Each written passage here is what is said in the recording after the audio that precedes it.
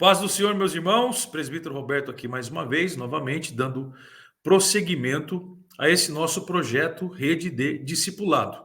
E hoje falando sobre a liberdade do discípulo, que é a nossa aula 4.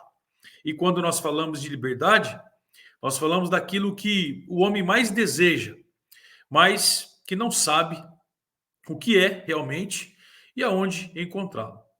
Há uma citação por Cecília Meirelles que diz que liberdade é uma palavra que o sonho humano alimenta e que não há ninguém que explique e ninguém que entenda. Então, nessa aula, nós estudaremos sobre a liberdade espiritual. E para entendermos esse conceito bíblico de liberdade espiritual, nós precisamos compreender duas verdades básicas. A primeira verdade delas é que todo homem é escravo do pecado. A Bíblia, a palavra de Deus, vai nos ensinar e falar sobre isso, que todo homem é pecador. Nós somos pecadores por natureza. E essa é a condição, né, em que nós nos encontramos e despojados de qualquer liberdade espiritual. A partir do momento que nós somos escravos do pecado, nós despojamos a liberdade espiritual. E Jesus disse que todo aquele que comete pecado é escravo do pecado. E essa escravidão não se trata de uma escravidão política, de uma escravidão econômica, social, mas de cunho espiritual. Então, todo ser humano vive sob a opressão do pecado, conforme está escrito lá em Romanos capítulo 6, do versículo 18 ao 22, sobre a opressão de Satanás, conforme Mateus 12, 22, sobre a opressão da lei de Deus, Romanos 7, capítulo 7, do versículo 3 ao 7, e da morte, Romanos 6, do versículo 20 ao 23. Sendo assim, ninguém pode por si mesmo ser livre. Então, não há condições para que o ser humano ele venha se autolibertar desta escravidão do pecado. Ninguém pode por si mesmo produzir a sua libertação espiritual. Desde o momento em que somos escravos do pecado e não podemos produzir a nossa liberdade, e dentro dessa impossibilidade, Jesus ele aparece no nosso contexto de vida, dentro desse contexto histórico e antropológico, como o nosso verdadeiro libertador. A Bíblia vai relatar que Jesus, ele é ungido de Deus que veio para a proclamação da libertação aos cativos e pôr em liberdade aqueles que se encontravam algemados. Ninguém é mais escravo do que aquele que pensa ser livre, sem que de fato seja. Então, esse estudo ele tem por objetivo apresentar Jesus como a verdadeira liberdade. O Deus soberano, o Deus todo-poderoso, aquele que tem o poder para libertar o homem dos seus pecados. O verdadeiro discípulo, vamos falar sobre isso agora nesse tópico 1, mostrando que o ensino principal desse trecho é acerca do verdadeiro discípulo e da verdadeira liberdade. Nós podemos afirmar que somente os verdadeiros discípulos podem desfrutar dessa liberdade espiritual. Na época de Jesus, muitos judeus diziam que eram crentes em Jesus, mas o próprio Jesus sabia que a fé deles não tinha consistência. Logo, Jesus disse que eles não criam, né, na sua pessoa e nos seus mandamentos. Jesus, entretanto, nos oferece 4 ensinos preciosos acerca do discípulo autêntico. O primeiro ensinamento, a primeira preciosidade é que o verdadeiro discípulo de Jesus é aquele que crê nele. O discípulo verdadeiro, ele nasce quando ele passa a crer na pessoa e no ensino de Jesus, algo que era contrário entre os fariseus e os publicanos, que se diziam ser verdadeiros discípulos, mas que não criam nos ensinamentos do Messias, do Filho de Deus enviado. João vai registrar isso lá no versículo 30, quando ele diz: ditas estas coisas, muitos creram nele. Tudo na vida cristã começa com a fé. Então, o ponto de partida do verdadeiro discípulo é a fé. a crença no soberano Filho de Deus. Sem fé, a Bíblia diz que é impossível agradar a Deus e se receber dele alguma bênção. A Bíblia vai nos ensinar que a fé é promovida por Deus soberanamente no coração daqueles que foram eleitos pelo Senhor. Trata-se de uma fé salvadora, que o homem não tem naturalmente, mas recebe como um presente de Deus, através da sua infinita graça. Essa fé salvadora, né, faz parte do contexto espiritual daqueles que são eleitos em Cristo Jesus. Essa fé é produzida na mente e no coração daquele que ouve a pregação do Evangelho através da palavra de Deus e passa a crer nos seus mandamentos e na pessoa bendita de nosso Senhor Jesus Cristo. Por isso, Paulo vai afirmar que a fé não é de todas as pessoas. Em segundo ponto, o verdadeiro discípulo de Jesus é aquele que permanece na sua palavra. O próprio Jesus disse isso lá no versículo 31, quando ele diz: pois Jesus aos judeus que haviam crido nele, se vós permanecerdes na minha palavra, sois verdadeiramente os meus discípulos. O verbo aqui utilizado, traduzido por permanecer, o verbo meno, significa basear, guardar e obedecer às palavras do mestre. É a perseverança em crer e obedecer a Jesus. Então não basta apenas crer, mas é preciso também permanecer firme aos pés do Senhor. O verdadeiro discípulo é aquele que tem um compromisso com a palavra de Deus. E a palavra de Deus deve ocupar, ter a primazia na nossa vida, na nossa mente e no nosso coração, né? Nos trazendo essa afeição pela própria palavra.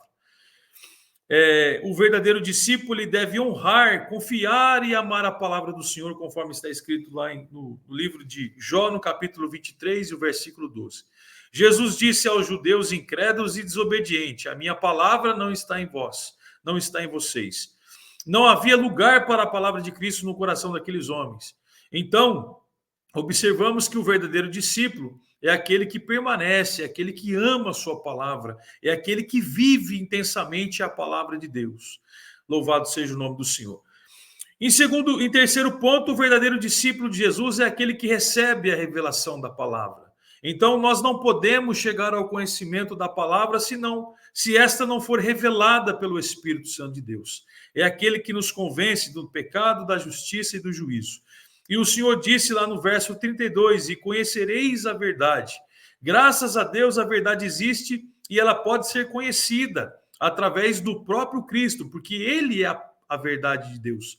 Deus existe e com ele toda a sua verdade. Mas ninguém pode conhecer a verdade se não for pela revelação sobrenatural de Deus. O homem não pode receber coisa alguma se do céu não lhe for lhe dado. Nós não temos essa capacidade, né, de chegarmos ao conhecimento de Deus sem a sua revelação através do seu Espírito Santo. Deus é aquele que ilumina o nosso entendimento para compreendermos quem realmente é Jesus, segundo a palavra de Paulo na segunda epístola aos Coríntios, capítulo 4, versículo 6. Então Jesus afirma de maneira indubitável que ninguém jamais conhece a Deus se o Filho não revelar. E é pela vontade de Deus, por intermédio de Jesus, que temos acesso à verdade. Jesus é a verdade que nos foi revelada para sermos conduzidos ao verdadeiro Deus. Então agradecemos ao Senhor, porque através do seu Espírito Santo, nós recebemos de Jesus a revelação das verdades de Deus. Porque Jesus, ele é a verdade de Deus. Ele é a palavra de Deus. O verdadeiro discípulo de Jesus também, ele experimenta a verdadeira liberdade, porque o próprio Jesus diz: e conhecereis a verdade, e a verdade vos libertará. É a verdade de Deus que liberta o homem da escravidão do pecado. A liberdade aqui significa a libertação do pecado. A pessoa é livre quando o pecado não tem domínio sobre ela, e quando a palavra de Cristo domina seu coração e a sua vida. A pessoa é livre, nós somos livres a partir do momento que nós recebemos a libertação espiritual, que nos capacita a escolher não mais pecar. Aquele que está no pecado, ele é conduzido ao erro através do próprio pecado.